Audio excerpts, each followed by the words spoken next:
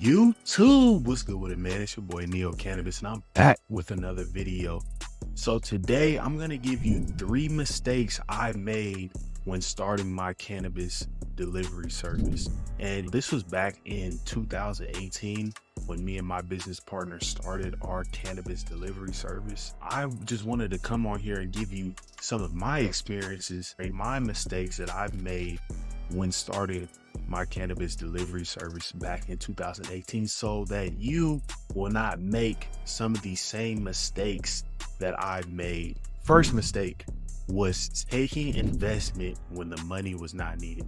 This was a mistake because when we first started, we were very young and very naive to how business works and how relationships work when you take money from third parties. When you look for investment from other people, as far as them giving you an investment, then in most cases you have to give them some type of equity within the business. This was our first business. We were really naive to how business works, and we were just young and immature, so we didn't understand what comes with taking money from a third party. After we took the capital, as business proceeds and time moves on, people have differences on the direction the business should go.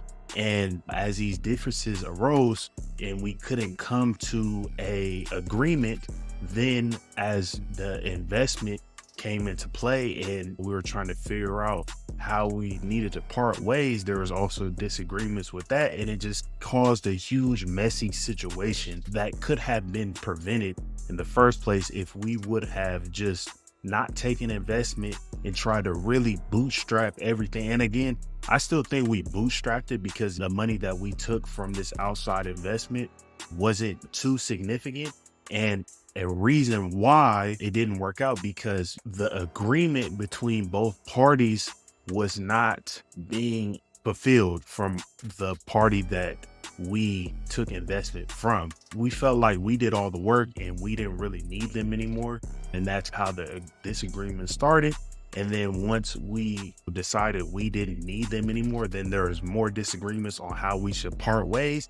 And again, yeah, it just caused a huge messy situation that could have been prevented because we didn't know that we really could have bootstrapped the business from zero, from the use of social equity programs in 14 and 30-day terms for us to get the product. We really did not need any significant amount of capital to get it started from the ground up back in 2018. And again, this could be different based on the city and state that you're in. I'm not saying that you shouldn't take any type of investment, no matter what the circumstance is, but for our situation and all the problems that occurred after it, this was just a huge mistake on our end. And again, we were really naive when it came to business. We were immature, we were young.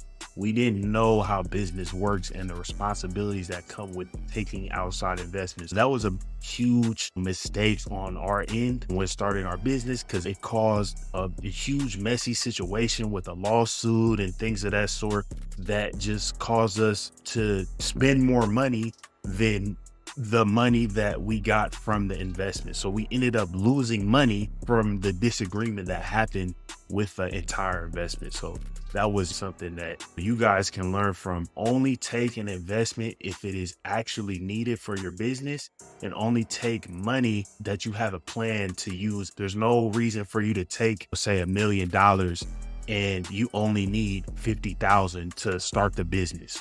That's a waste of capital. And that just will cause problems as the business matures if you're just taking money that you do not need and you have no plan to use. That's one of the first mistakes. The second mistake has to do with employees. And as I'm saying, employees, it really boiled down to the fact of us not thoroughly interviewing employees and doing background checks. Just me as a person, I'm a really caring person.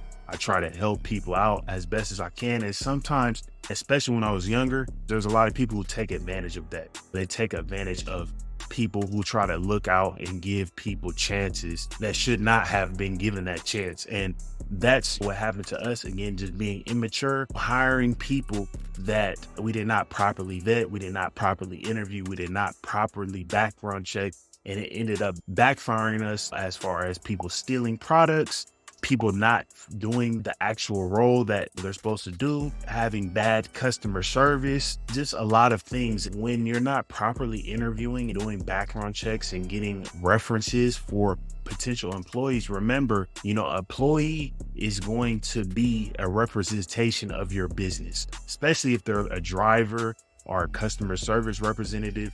That is who the customer is speaking to. So you always want to make sure that, especially in this industry and this type of business, cannabis delivery, your employees are going to be a direct representation of your business, because they don't see you as the owner if you're not doing deliveries or if you're not answering customer service questions and taking orders. The customer doesn't know who you are as an owner. They're going to know who the drivers are. They're going to know who the customer service representatives are. That's the people that is going to represent your business. So you need to make sure that you vet these people extremely well, because it can cost you a lot in just bad customer service, where now you're losing customers and they don't want to deal with you. You stolen product because you're giving jobs to drivers who may have in the past have a history of stealing from their employer. And this can all be prevented from vetting employees, getting references, doing background checks, and then also doing quarterly trainings and audits on your employees, even when they're employed, and doing employee wellness reports and things of that sort. So it's an ongoing process. It's not just hiring someone and then they have the job permanently. It's making sure that you're auditing them and they are constantly improving at their job, and they are following all procedures that you require them to do as an employee. It's an ongoing process. You want to always be making sure that your employees are fulfilling the responsibilities of their jobs to the best of their abilities day in and day out. You need to be doing quarterly employee performance reviews to make sure that you are hiring the best people to represent your business, because again, the employees that you hire are a direct representation of your business, and you need to be hiring, especially in the cannabis delivery model, the best people that are available on the market. And the only way that you can do it is doing multiple interviews, background checks, references, and then performance reviews and audits on a quarterly or even monthly basis, depending however you want to run your business.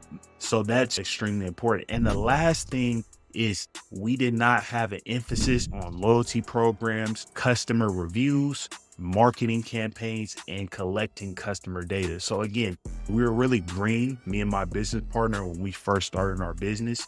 We didn't understand the power of collecting customer data. And when I say customer data, phone numbers, emails, birthdays, your POS system is going to be able to collect all these things, but you have to make sure that all this is being collected, it's being nurtured, and it's being stored, organized, and filtered in the correct capacities. Because if you don't have an emphasis on this, you're going to have some customers in your customer base with no emails, not the correct addresses, no phone numbers. You're just going to have the name and maybe the address, and that address may not even be up to date. So you need to make sure that you place an emphasis on collecting all this data, and it's being updated as your customer returns back. Anytime they return back, you're making sure that, hey, we have this number on file. Is this the correct phone number? Yes, no.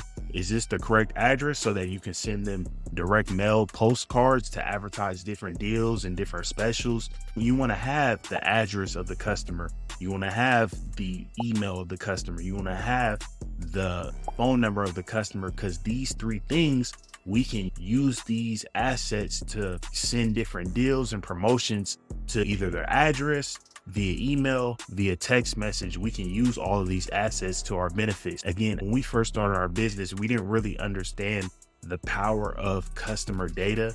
We didn't understand loyalty programs. So loyalty programs are, say if X customer spends $100, you can do, hey, for every $100 you spend, we're going to give you $5 in store rewards to use on your next visit. So what this does is incentivizes customers to come back so that they can use that $5 store reward on their next order. Having loyalty programs, and then also emphasizing collecting customer reviews so that they're leaving reviews on your Google business page, on your Weed Maps pages, because all of these reviews, and as you get more and more reviews for these channels, it just shows social proof, and it shows that you are running a great business. I mean, you're providing great service and great products for your customers. When people search for cannabis delivery service or where to buy cannabis, that's usually the first thing that customers look at. They look at reviews. Does this business have a history of fulfilling their customers' needs? As a customer, if there's two similar businesses, you would be more likely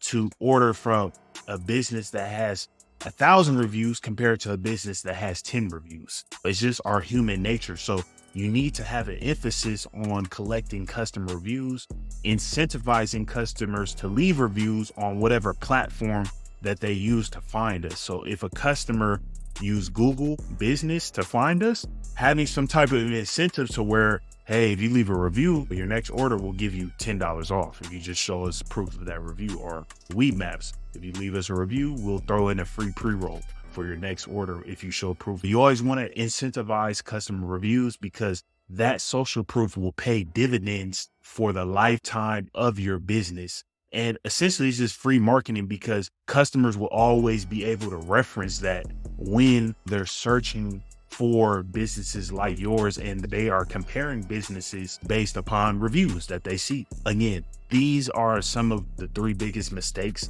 that I made when starting my cannabis business: taking investment when it was not needed, not properly vetting, interviewing, and continually training my employees, and then not having an emphasis on reviews, loyalty programs, marketing campaigns, and collecting customer data like emails, addresses, and phone numbers. So hopefully this information helps you. If it does, please like, share, comment, subscribe if you're new. And until next time, peace. I'm out.